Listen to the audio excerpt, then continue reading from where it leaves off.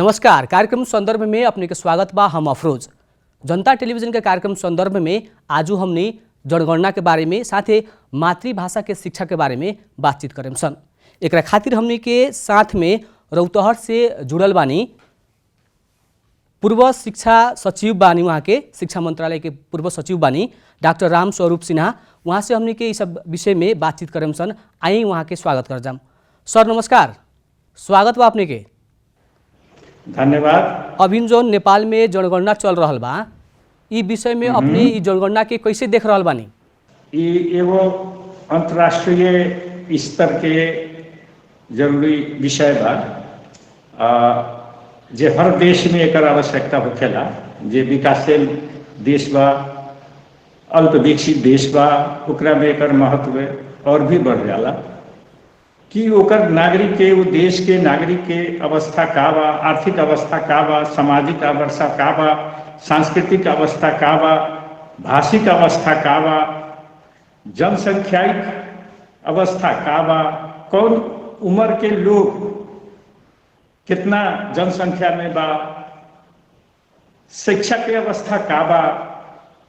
इस समष्टिगत रूप में राष्ट्र के एगो जानकारी उसे प्राप्त हो गया। प्रत्येक 10 वर्ष हमनी के नेपाल में सबसे पहले 1911 में शुरू भेल रहे, अभी 78 आ गए, 2078 आ गए। 1911 ईस्वी जी शुरू हो गए रहे, 21 आ गए 2021। प्रत्येक 10 वर्ष में होखेला।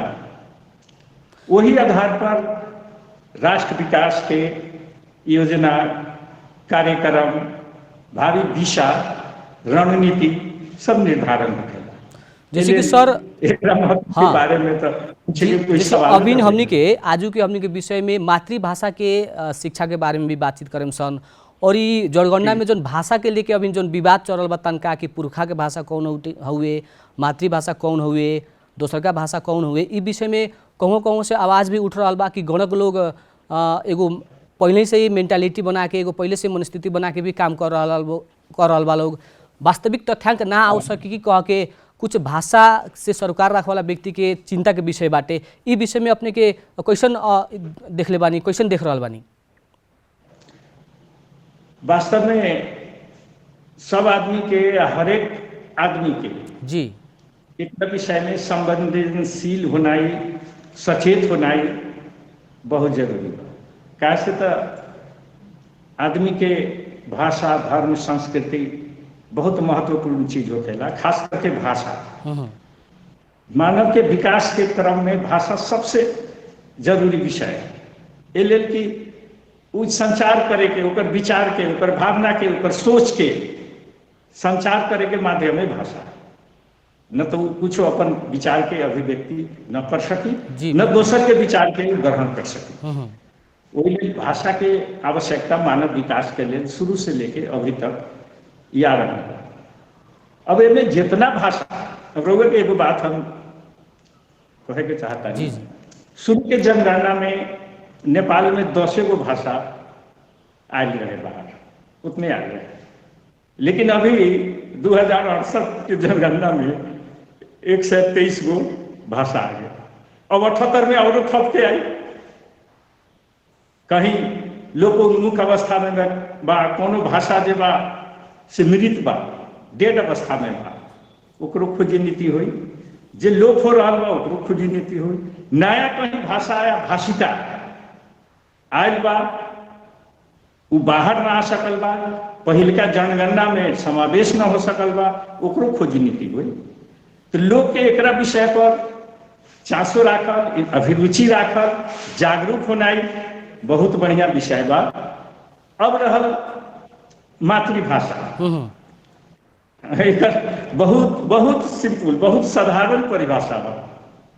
माँ जे बोलले, आमा, मदर टंग, माँ जे बोलले उहे भाषा बच्चा जे प्रयोग करले ओकरे के मातृभाषा कहल जाले, या होमलैंड, घर के भाषा जे घर में बोलल जाले। तो मातृभाषा के अर्थ होखले कि माँ जे बोल रहा बा, माई जे बोल रहा बा, उहे भाषा बच्चा बोली, लड़का बोली, लड़की बोली। तो ओकरे के मातृभाषा कहल जाला। एगो और बात हम कहब, सब भाषा के आधार मातृय भाषा है। जी जी। वहीं से सब भाषा के विकास होखेला, दोसर भाषा, तीसर भाषा, बहुभाषा। अब शिक्षा के क्षेत्र में आए तो हम रुआ के विषय में थोड़ा सा कहब। जैसे कि सर अपने कहनी है कि जब शुरू में हमने की जब जनगणना होते रहे तो 10 गो जमा भाषा रहे, अभी 2068 के जनगणना में 1 से 23 गो भाषा पुगल बा। एकरा के हमने भाषा प्रति के एगो व्यक्ति के एगो चांसो बढ़ल, कहीं के उमें ध्यान गईल, अपन भाषा जरूरी बा कह के उ लोग बुझले बाटे कि विभिन्न अब राजनीतिक हिसाब से भी भाषा के प्रति भी राजनीतिक होखेलाटे कि भाषा के टुकड़िया दिया तो भाषी जब कम हो जाई तो समावेशिता के सवाल आई। इस सब समग्र विषय में राजनीतिक रूप में भाषा के लेके अपने कथी धारणा बाटे कि राजनीतिक रूप से भाषा के लेखा प्रयोग करला लोग? राजनीतिक और सामाजिक कोनो भी चीज में, कोनो भी योजना में, कोनो में कार्यक्रम में जी जी देश के सिस्टम प्रणाली रोए विचार करे के पड़े। प्रणाली में सबसे ऊपर सामाजिक प्रणाली है। सामाजिक प्रणाली से ऊपर कोनो नहीं है। ओकरा बाद आ जाले राजनीतिक प्रणाली। तो राजनीतिक प्रणाली जहाँ भी उस समावेश होबे करी, कोनो क्षेत्र में विचार करी गहराई में जाके, वहाँ राजनीतिक प्रणाली अपन इन्फ्लुएंस, अपन प्रभाव जमाए। लेकिन वास्तव में राजनीतिक अवस्था से भी हमनी के सामाजिक सांस्कृतिक अवस्था के दर्शावल है। अब साहित्यिक अवस्था तो होते भाषा से जोड़ले बा, ये चीज के दर्शावल जाले।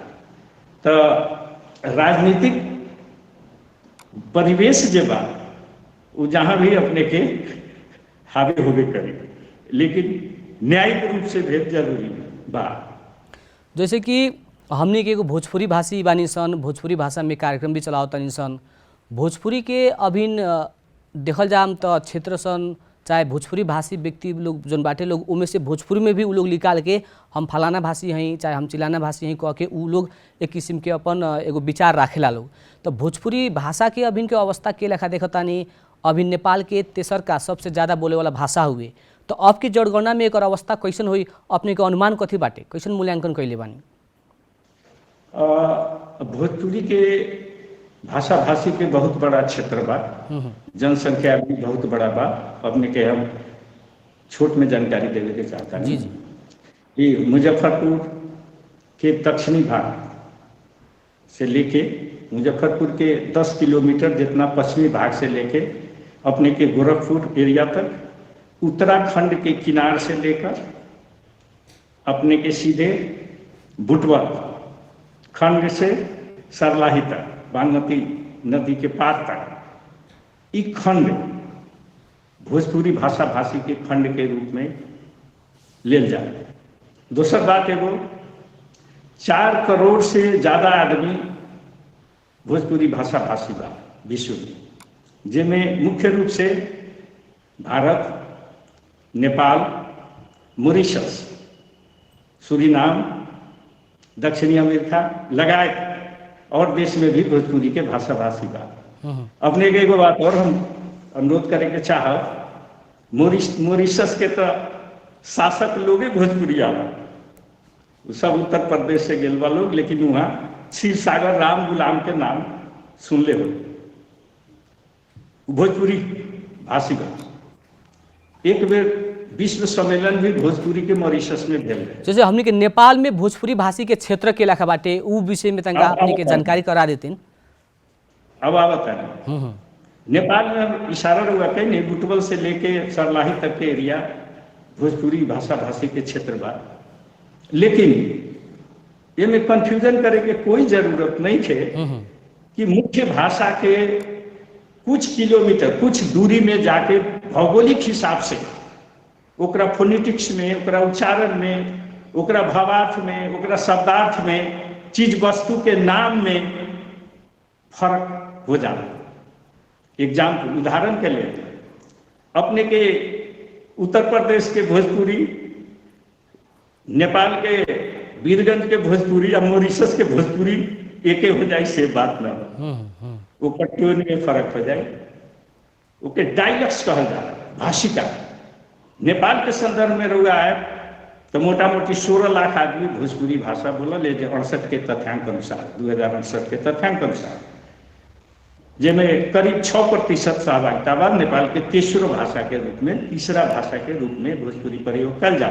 लेकिन क्षेत्रीय अवस्था से, भाषिक दृष्टिकोण से, डायलेक्ट्स के दृष्टिकोण से एकरा के फरक फरक रूप में बांटल गया। एगो अनुसंधान में देखावल गया बा तुरंत जे 6 भाषिक एरिया एक बतावल गया। जैसे जमुनी नदी, बारा जिला के जमुनी नदी और रौतहट के बकैया के बीच के क्षेत्र मध्य भोजपुरी, जमुनी से पश्चिम परसा जिला केंद्रीय भोजपुरी, नारायणी उकरा पश्चिम के पश्चिमी भोजपुरी, जिसमें अवधि के पुटबा, अवधि के प्रभाव, एने बकैया नदी से पूरा पूर्वी भोजपुरी, जिसमें मैथिली के पुटबा। वैसे पहले भी हम कहली, भारत में भी कोनो जगह तिरहुत के भाषा के पुटबा, कोनो जगह छपरहिया भाषा के पुटबा, कोनो नागपुरिया के बा, कोनो जगह गोरखपुरिया के पुटबा। बजिका जोन बजिका भाषा भी कहल जाला, भोजपुरी भाषा भीतर के ये लोग मतलब कुछ लोग कहता लोग कि हमने के भाषा भोजपुरी ना हुई, हमने बजिका बोले नहीं सन। तो ये बजिका भोजपुरी में फर्क कथी बा? आ दोनों एक होके के संभावना कितना के देखता नहीं, चाहे के एकला के अपने कैसन विश्लेषण करता नहीं? हाँ, अभी के जनगणना में महत्वपूर्ण प्रश्न अभी उठ रहा बा। अब बाजिका के छूटे भाषा के रूप में, अब जैसे भोजपुरी अभी तक सरकारी तौर से अपने के भोजपुरी के तीसरा स्थान बा। अब पाठ्यक्रम के हिसाब से हम अभी तक 11, 10, 11, 12 तक के पढ़ाई के अभी संचालन के प्रक्रिया में बा, संचालन हो रहा बा, वो पासे बात करब। सरकारी रूप से भी एकर प्रयोग जगह जगह हो रहा बा। अब पाठ्यक्रम में सरकारी हो गए, विद्यालय के सरकारी हो गए ना, हो रहा बा। अब जे ई आयल है, अब एकरा के हमनी भाषिका कहत रही है, भाषिका के रूप में। अब लोग कहता ना एक भाषा बा तो अपने के बलरा के कौन भी भाषा के उपेक्षा न कल जा सकले, सबके भाषा के अपने मर्म होकले। आदमी के भाषा या धर्म के प्रति बहुत ज़्यादा सद्भाव होकले। आई बहुत जगह समस्या भी उत्पन्न हो गई बा ऐसे धर्म भाषा के चलते। वो ले अभी बलरा, सरलाही के बलरा के नगर पालिका में 2 कक्षा तक के पढ़ाई हो रहा बा उनमें। वैसे रौतहट के गडुरा में हो रहा बा। तो ओकरा साहित्यिक विकास में भी, जैसे भोजपुरी के साहित्यिक विकास के बहुत लंबा इतिहास बा। अपने के तुलसीदास जी से लेके हरि रामदास जी से लेके ओकरा बाद आधुनिक भोजपुरी में 20वीं शताब्दी के उत्तरार्थ में जाके अपने के छपरा निवासी कारी ठाकुर, उनकर बहुत बड़ा योगदान बा।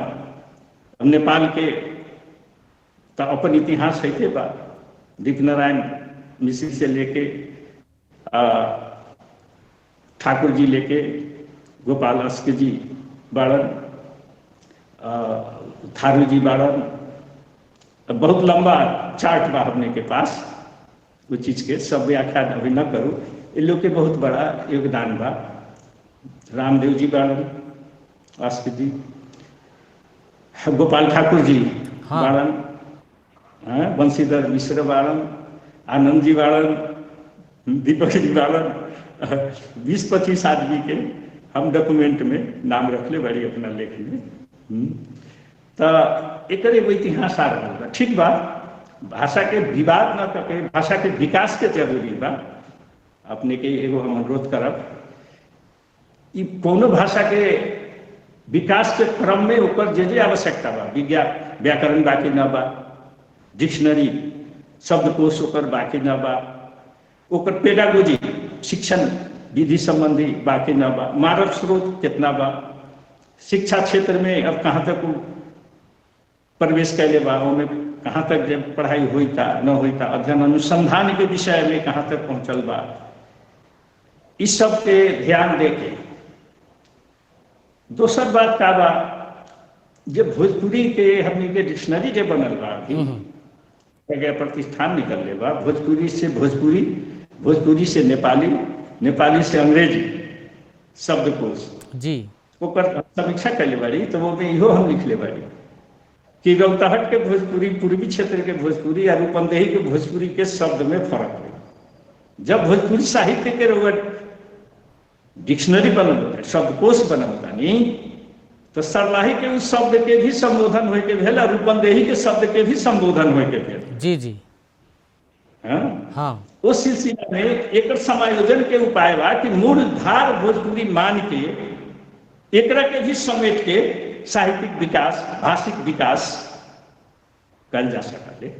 समायोजन न होय के कोई एमे बात नहीं है, बहुत फर्क भी नहीं है। जी सर, अब एगो कथी बाटे, जैसे कि हमनी के मातृभाषा शिक्षा के एगो महत्वपूर्ण अलग तरीका से बाटे, एगो व्यक्ति के विकास में, व्यक्तित्व विकास में मातृभाषा के शिक्षा कितना आवश्यक बा, एकरा खातिर राज्य अभी कथी कथी कर रहा बा। अपने 10, 11, 12 क्लास के एगो अब पाठ्यक्रम भी निर्माण कर रहा बानी, करले बानी। इस समग्र विषय में मातृभाषा के शिक्षा कितना आवश्यक बाटे और कैसे अगाडि बढ़ सकल जाते सरकार के, राज्य के सहयोग लेके? इस संसार भर में ये चीज एगो इशू के रूप में रहल बा।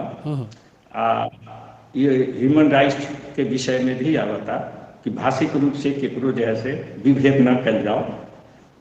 वही आधार पर सब देश सब भी शुरू के अवस्था में जी पपुआ न्यू गिनी में 6 वर्ष के शिक्षा बा मातृभाषा, वियतनाम में बा, अपने के बहुत देश में मातृभाषा में प्रारंभिक कक्षा में सिखावल जाला। ये ले कि मातृभाषा जो है वो दोसर भाषा के, तीसर भाषा के बहुभाषिक हिसाब से वो मूल है, जड़ है।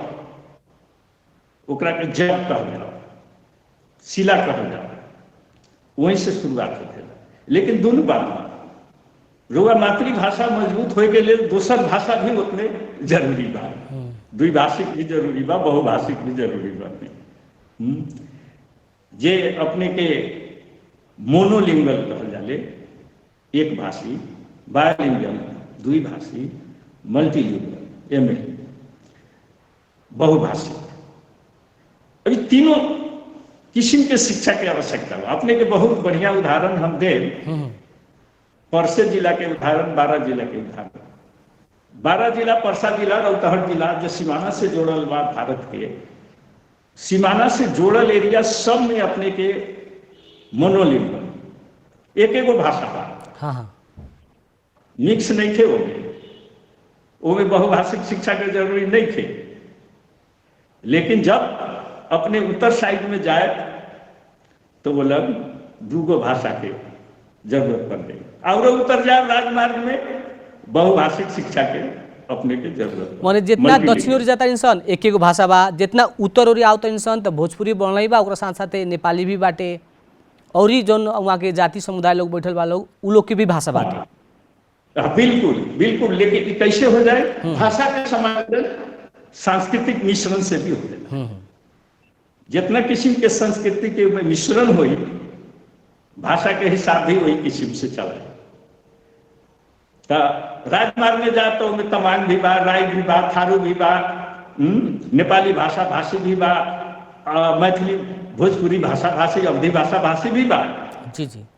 वहाँ तो मल्टीलिंगुअल बहुभाषिक शिक्षा की जरूरत है। लेकिन अगर बॉर्डर एरिया में एक भोजपुरी के जरूरत बा या मैथिली के जरूरत बा या अवधी के जरूरत हुई मातृभाषा, तो ये जरूरी बा। एकरा संदर्भ में अपने के नेपाल के शुरुआत जब नेपाल अधिराज्य के संविधान 2047 में मातृभाषा के शिक्षा के प्रावधान रखल गए प्राथमिकता में, जेकरा संदर्भ में शिक्षा आयोग बनल 2049 में शिक्षा आयोग के रिपोर्ट में भी ये पागल गए, प्रतिवेदन में आयल बा मातृभाषा के शिक्षा के बारे में। वही आधार पर अपने के भाषा नीति सुझाव आयोग बैरागी कायला के संयुक्त में बनल साहित्यकार बनल ओकरा रिपोर्ट के आधार में 2051-52 से अपने के प्राथमिक विद्यालय में कक्षा में एकरा के मातृभाषा के 7 गो मातृभाषा मात्रे ओकर लागू कल है 7 गो लागू कल गेल कौन रूप में मीडियम ऑफ इंस्ट्रक्शन शिक्षा के माध्यम के रूप में आ इच्छाधीन विषय के रूप में एगो लागू कल गेल है। लेकिन देखल जाओ अब एगो बड़का भारी त्रुटि हो गई 1 से 5 कक्षा तक प्राइमरी तह में इच्छाधीन विषय के रूप में आयल मातृभाषा के जी, लेकिन फिर उन्हें 6, 7, 8 में इस विषय के संबोधन न कल गए। 9, 10 में इच्छाधीन विषय के रूप में रहल एकर आलोचना आयल, विशेषज्ञ लोग आलोचना भी कैलक। सबसे शिक्षा के हिसाब से त्रुटि का हो गई, पाठ्यक्रम में सीक्वेंस न भेल, क्रमबद्धता न भेल, टूट गेल। जैसे कि सर प्राइमरी में एगो कथी बाटे हमनी मतलब कार्यक्रम के लगभग अंतिम ओर आयल बनी सन, सटीक जवाब कथी बाटे कि अभिन हमनी के मातृभाषा शिक्षा के खातिर सरकार से कैसन योजना चल रहा बा और मातृभाषा में पाठ्यक्रम जन बाटे कितना तक बनल बाटे, कितना तक पढ़ाई हो रहा बा, ई बारे में जानकारी करा देतीन। अभी तो हमनी के संविधान के बाद नेपाल के संविधान 2072 उस शिक्षा और भाषा के मौलिक अधिकार के रूप में स्थापित कैले बा। जी जी, ये चलते एकरा में हमनी के माध्यमिक तक के शिक्षा में मातृभाषा में देवे के बाद अभी तक पाठ्यक्रम विकास केंद्र से लागू भेल 26 गो भाषा में पढ़ाई होए के प्रावधान लागू हो गया बा, जिनमें हमनी के भोजपुरी भी बा। भोजपुरी में 10 कक्षा तक के 10 क्लास तक के किताब हमने लिख लेने बानी, पढ़ाई होता। 11-12 के पाठ्यक्रम के संरचना हो रहा बा, डिजाइन हो रहा बा। अब 11-12 में चल गेला के बाद माध्यमिक तह में चल गेला के बाद हमनी के डिमांड जे बा से एकरा के उच्च शिक्षा में यूनिवर्सिटी शिक्षा में ले जाए। यूनिवर्सिटी शिक्षा में एगो तह अपने के मास्टर डिग्री तक हुई, दोसर का अनुसंधान। अब बहुत खुशी के बात बा कि अनुसंधान के क्रम में भारत बा आगाड़ी, मॉरिशस में एक प्रयास हो रहा बा, सूरीनाम में भी हो रहा बा। लेकिन हमने और आगाड़ी का हो गई जब कुछ दिन पहले त्रिभुवन विश्वविद्यालय विधा में अपने के विद्या वारिधि के उपाधि डॉक्टर गोपाल ठाकुर के प्रदान कर रहा था। तो भोजपुरी विधा में, भोजपुरी भाषा में, भाषा विज्ञान में तो यूनिवर्सिटी तो आगे अनुसंधान के क्रम में। लेकिन अभी भी हमनी के मास्टर डिग्री या बैचलर डिग्री में पढ़ाई न हो रहा। लेकिन एक आवश्यकता यहाँ कहाँ हो गई कि जब हमने 11-12 कक्षा में पढ़ाई करब तो ओकरा लेल अपने के मानव स्रोत के आवश्यकता पड़ी, शिक्षक के आवश्यकता पड़ी, मानव संसाधन के आवश्यकता पड़ी, तैयारी करे के पड़ी। ओ लेल हमनी के आस बा कि बहुत जल्दी यूनिवर्सिटी विश्वविद्यालय शिक्षा में भी भोजपुरी प्रवेश करी, मैथिली प्रवेश करी, मातृभाषा के और भी भाषा के और भी प्रवेश में। जी बहुत बहुत धन्यवाद बाटे सर अपने के। ये बहुत महत्वपूर्ण विषय रख मैंने हमने लगे समय कम भइला कारण से और ज़्यादा विस्तृत रूप में जाए ना सकनी सन। अगला बेर अपने से सिर्फ शिक्षा के ही विषय में गपशप करे के मौका हमने के जरूर दे। हम आजू खातिर अपने हमने के समय देनी ओकरा खातिर बहुत बहुत धन्यवाद बा। अपने के भी मौका देनी, कुछ कहे के, सुनावे के, सुने के, एकरा लेल धन्यवाद देवे के चाहतानी। धन्यवाद, प्रणाम, नमस्कार। वहाँ के रहनी हमने के पूर्व सचिव शिक्षा मंत्रालय के डॉक्टर राम स्वरूप सिन्हा रौतहट जिला से हमने के संपर्क में रहने हुए। आज के संदर्भ में हमने के भोजपुरी में मातृभाषा के शिक्षा, जनगणना के विषय में और समग्र शिक्षा के विषय में गपशप कैनी सन। आज के संदर्भ आज खातिर इतना ही। देखते रहिए जनता टेलीविजन। नमस्कार।